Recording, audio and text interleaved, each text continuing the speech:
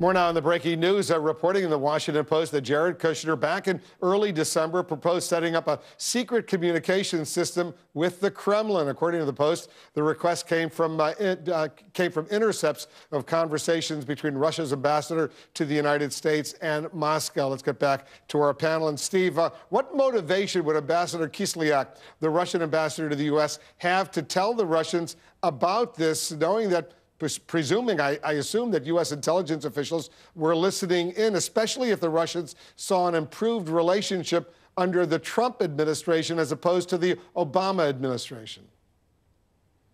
Yeah, yet another thing in this story that just sort of defies logic. Your presumption is an important one, which you alluded to there in the question, which is presuming that he was speaking over open communications. If Kislyak was speaking on an open line or some other form of open communications with Moscow, then I can guarantee you what he said cannot be taken at face value. If he was not communicating via open communications, then that's another matter. Another thing that would never happen, I can tell you, is that the Russians would never agree to have an American, especially somebody like Kushner, who's going to be part of the incoming administration, sit down in front of some sort of Russian communication system and communicate securely back to Moscow. That's ridiculous because it would expose all sorts of secrets in terms of their communication that the Russians would never want to expose. And why? He could simply sit with the ambassador someplace in the embassy or elsewhere, convey his information, and then the ambassador himself, Kislyak, could convey that information securely back to Moscow. So there's a whole lot that just doesn't make a whole lot of sense. Why, in this interim period, Professor Dershowitz was correct. You've got this interregnum period after election, but before inauguration. It's not that long of a period. What was so urgent that there needed to be some sort of secret communication that couldn't wait until the administration was in place, and then they could speak to the Russians whenever and however they wanted to, pretty much? That part I don't understand. Well, Phil Budd, the only thing I can imagine is if, in fact, Kushner wanted to have a dialogue with someone in the Kremlin, wanted to get on the phone, said, can I come over to the Russian embassy? You have secure communications. We can dial this individual in Moscow, and I can have a private conversation with this person. Kislyak may or may not have thought that was strange, but maybe Kushner thought it was a legitimate idea. Oh, darn right he thought that was strange, the Russian ambassador. I could see a scenario, forget about sensitive communications material or devices, of going over saying, I don't trust this going through American communications channels because the White House is using this. I want to talk to you over in your spaces so that you will transmit this back via your channels and the White House won't see it. One thing that hasn't been mentioned here is a word that has come up repeatedly in the past several months, and that is unmasking.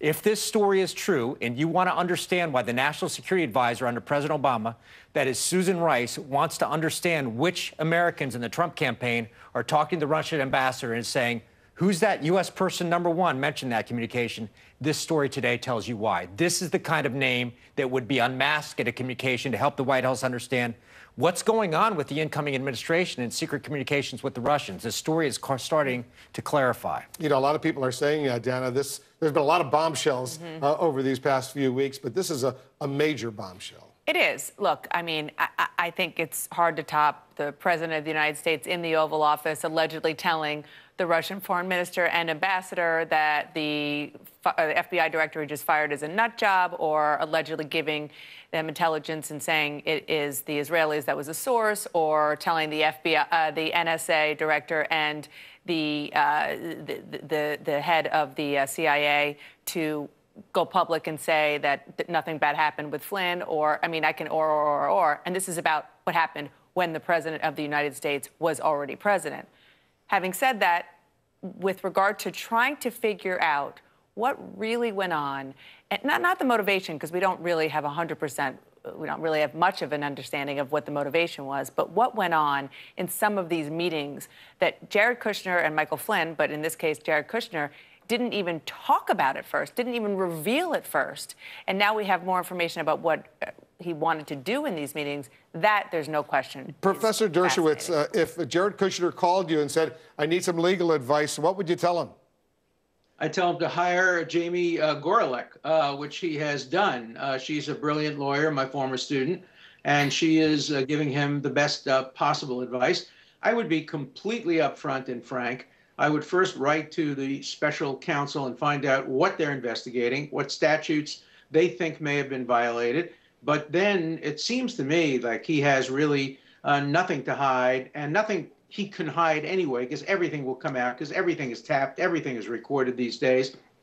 And so he should be completely candid. And what he should say, if it's the truth, is that I didn't trust the Obama administration. I thought they would leak this information to the disadvantage of the incoming president. I wanted to have a source of contact with Russia, who we wanted to have better relationships with, and I wanted to do it without the Obama administration listening in. Now, the fact that you trust the Russians more than you trust your own incumbent president is an interesting political story, but I don't see the criminal law implications of this. To me, a much more serious story, and I know you're going to get to it later, is the Comey revelation that, my God, he relied on information that he knew was probably false coming from the Russians in order to make statements that may have had an impact on the election. That is really a bombshell. And some of the things that Dana mentioned are much, much more serious. The leaking of the intelligence of what city the surveillance came from, very, very serious.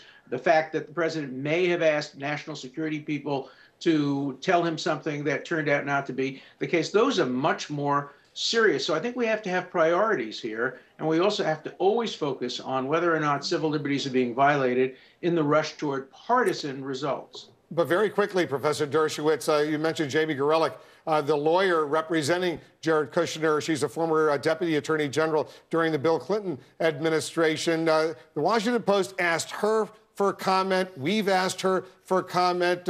We've asked the White House for comment to this bombshell report in the Washington Post. The Washington Post asked for comment, and for hours now, they're not commenting. How do you explain that?